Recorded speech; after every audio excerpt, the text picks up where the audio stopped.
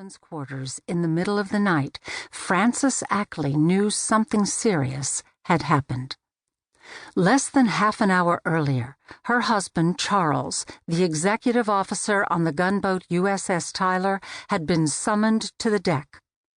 Upon returning to their berth, he told Frances that a boat was burning on the Mississippi River, but it was too far upriver for his men to render assistance.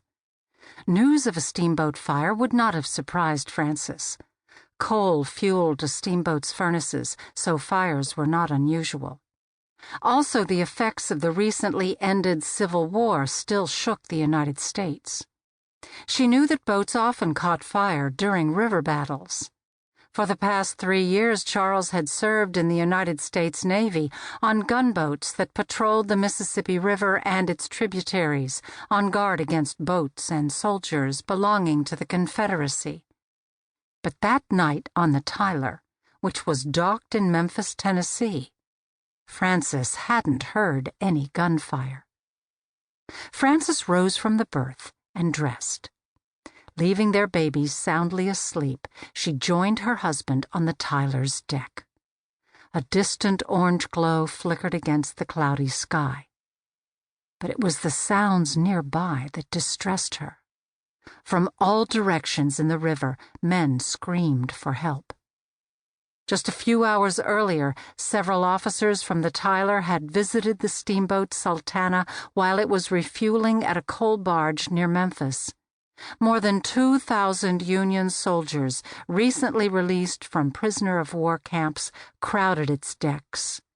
The Tyler's men had offered the ill, half-starved soldiers words of encouragement and wished them a safe journey. Everyone on board the Tyler knew that only a boat heavily loaded with people could account for the number of men and women in the river. Charles ordered the Tyler's 2 cutters, or small boats, lowered to the water. Frances stepped toward the second cutter. Charles tried to stop her, but Frances, determined to help, pulled free and climbed aboard. Frances's boat floated toward a drift of wood. Men, sobbing with pain, clung to the dead branches. Standing in the bow, Frances reached out with a boat hook and snagged a man's shirt. She pulled him toward the cutter. As others lifted him on board, she reached for the next man. Dozens more floated past, out of reach. The Mississippi River had become a living nightmare, and it had only just begun. Chapter 1. Steamboats A-Comin'. The crookedest river. The name Mississippi comes from 2 words in the Ojibwe language, Geechee and Zibe, which mean a big river. And the Mississippi River is big. During its 2,350-mile-long journey from northern Minnesota to the Gulf of Mexico, the rivers and streams of 2 Canadian provinces and 31 states funnel into its channel. The author and riverboat pilot Samuel Langhorne Clemens, who wrote under the name Mark Twain, believed that the Mississippi's looping meanders made it the crookedest river in the world. One leg of its journey, he declared, used up 1,300 miles to cover the same ground that the crow would fly over in 675. Hundreds of years before Europeans arrived in the New World, the Chickasaw people navigated southern portions of the Mississippi in dugout canoes.